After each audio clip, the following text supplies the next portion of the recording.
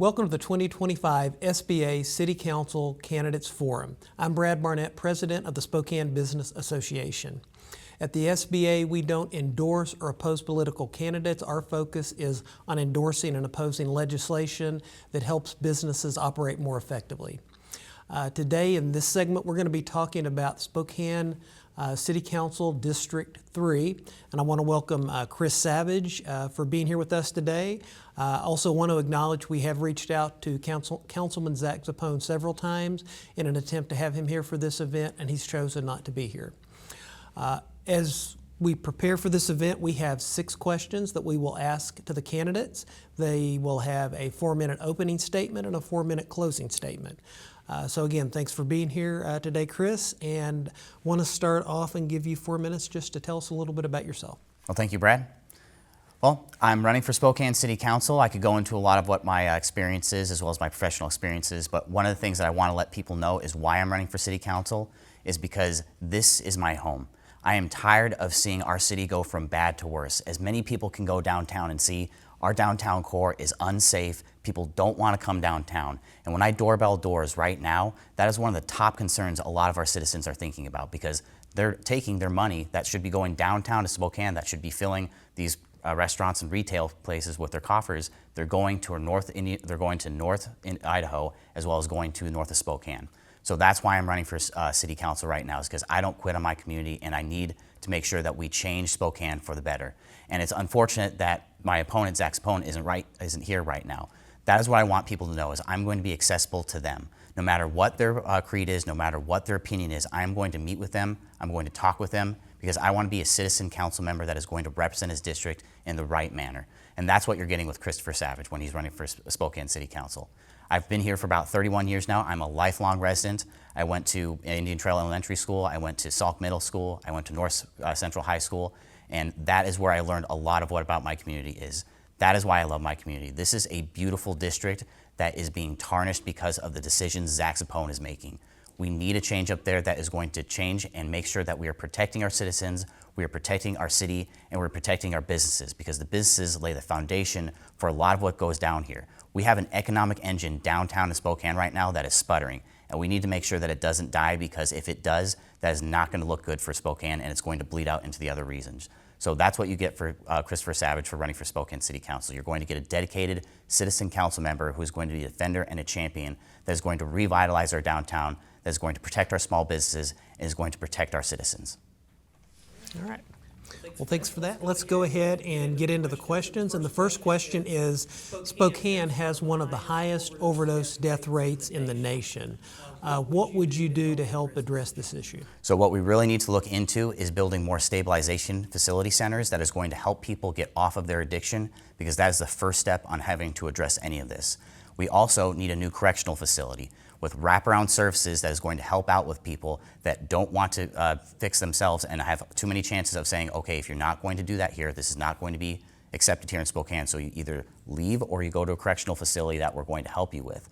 And we also need to look by petitioning our legislator and changing Ricky's law. We need to make that more stringent, because when you're Narcanning someone several times, it shows that they are not making the good decisions for themselves. So we need to make sure that we're helping these people in the right way, because I don't want this to be an out of sight, out of mind kind of thing. I want to help these people because they are part of our community, and we got to make sure that we are making sure that we are helping the people who are Spokane citizens first, rather than all the other people who have been here. There are several studies that have come out by Dr. Marbut, and it says that there's over 50% of people who are not here from Spokane that have come here that are putting a lot of strain on our services, that you can see that they get a lot of resources to help out with. They need help with trying to figure out how to use those resources, so we need to make sure that we have stabilization facility center. We also need a correctional facility that has wraparound services, that has mental health as well as addiction and on-site job training, because that's another thing that we need right now, is when they get off addiction, they need to make sure that they have a way into society that gives them a certain income and resource to make sure that they aren't going back to what has led them into what they're doing. We need to help these people in the right way, not just give them these resources where we're flooding them with resources and say, hey, good luck. You've got this. No, they do not have this. We have seen so many people die on our streets right now. There are so many stories that I hear, like for instance, down at the Catholic Charities. I still remember this, that there was a young woman who had 2 children who has now passed away because of the policies that are coming out of there. And we need more tough love policies rather than the toxic compassion that is coming out of City Hall right now. We need to make sure that we are helping our citizens in the right manner with tougher laws that are, for instance, we need to actually look into Prop 1 and make sure that's going to be a lot more enforced. Not the watered down Prop 1 that my opponent, Zach Sapone, has proposed and has actually implemented the law. All he had to do was take the will of the people that was voted on by 74% of the voters back in 2023 and implement that into law, and he did not do that. We need to make sure that we are actually doing what our citizens want, because goes across all kind of demographics. It doesn't matter if you're conservative or liberal. Most of the people here in Spokane wanted it to make sure that we were actually protecting our kiddos and protecting our community through having a camping ban and camping enforcement within 1,000 feet of playgrounds and other places. So we need to make sure that we're looking into those to make sure that we're actually protecting our community and not making it worse. Okay, thank you. The second question really follows up on that. The SBA has proposed an amendment to the city charter, which is our city constitution. This proposed amendment would basically restore a lot of the language of Prop 1 from 2023 and really some of the elements from the 2024 funding mechanism, Prop 1. So hopefully you've had a chance to at least look at some of the draft. What's your view of this proposed amendment, and do you think it will make a difference in the community? I've looked into the amendment, and we need to be very careful with this, because I do agree with it that we should implement it, but we need to make sure, because it's enumerated in the city charter, because it's our constitution of the city, that we have some sort of sunset clause, or we have to make sure that it isn't there forever. We want to make sure that we solve the solution, but don't have it as a line item for the rest of the Spokane's history. And the reason why I say that is because the Parks Department already has that with their 8% that they do from the budget, and it goes into a lot of what we do. So we need to make sure that we're looking into this, because what if we do this, it will actually bring around, I think, $13 million per year that will help out with trying to build these stabilization facilities, trying to address these people in the right manner, because we really need that funding right now. Our city budget really needs to be looked into, and it really needs to be reformed, because we do not have the money right now, because our Mayor Brown and our city council has overspent and overdone a lot of what is being here. So we don't have the money to do this right now. So I really believe that we need to start doing that, but we need to be careful by how we implement it, because we need to make sure that it's not going to be there forever, because I would like to hope that we solve the solution, and once we solve it, it doesn't seem like it should be in the city charter anymore. So for the time being, yes, but we need to make sure that we have to have some sort of clause in there that it isn't forever. Because once you put something into law, it is very difficult to try to reform it. Absolutely. Thank you. Let's go on to the third question. Other than street level homelessness and addiction in downtown Spokane, what do you think the biggest issue is that businesses are facing right now? And what, if any, role do you think the City Council plays in helping us turn the corner? So one of the biggest issues that our businesses are facing right now is getting people to come downtown. As I've said before in one of the questions, when I'm doorbelling, people don't want to come downtown anymore. They're going to take their families, they're going to take their parents, they're going to take their kids, and they're going to go to North Spokane or North Idaho. We're losing a lot of that revenue, and we're also losing a lot of that money to our businesses. There are a lot of businesses that are moving out of downtown Spokane right now that is really hurting our economy. We have a 30% vacancy rate downtown right now. And when businesses leave, we don't get the same businesses back. So if there's like a Macy's that leaves or a Nordstrom's that leaves, God forbid that never happens, we do not replace the same amount. And if we do have someone that comes in, it's going to be a smaller business. So it's going to hurt our sales tax. So that's why we need to make sure that we're protecting the businesses that are already here, because they play a major role in our internal economy that's downtown right now, as well as providing to our sales tax. And back in the news a couple months ago, you've seen that with our sales tax projections, they're actually lower right now. So that's actually leading to the city budget being in a $3.8 million deficit at the end of this year. That's going to balloon to $12.8 million next year. We need people to come downtown and patronize the businesses, because those businesses pay a sales tax that actually help out with the budget. So what we can do, one of my economic incentives is providing free parking. Now, it's not going to be free parking forever, but to try to get people downtown, that is one of the second things that keeps people from coming downtown, is they always complain about the parking. There's not enough of it, it's way too expensive, and especially for people like myself who live on a limited income, they can't really purchase a lot of the parking spaces downtown, because it is pretty expensive, at least for a person like myself. So we need to make sure that we're having economic incentives that are bringing people downtown, especially the people downtown that have the actual value in money. So there's a lot of our older residents that do have that economic value right now, that we need to make sure that they're coming downtown, they're feeling safe, as well as they're having good availability to patronize these businesses, these retail stores, these restaurants that they know and love like I do. Awesome. Fourth question is, given the importance to our region, what would you do, and you've already answered this to some degree, to help bring people back downtown and enjoy? I mean, we have a beautiful downtown. There's so many amenities. And what are maybe some short-term and long-term things that you could expand on what you just said to improve downtown? Yeah, so a short-term goal is doing the economic incentive of providing the free parking. That for a little bit of time will get people downtown to make sure that they're actually patronizing businesses.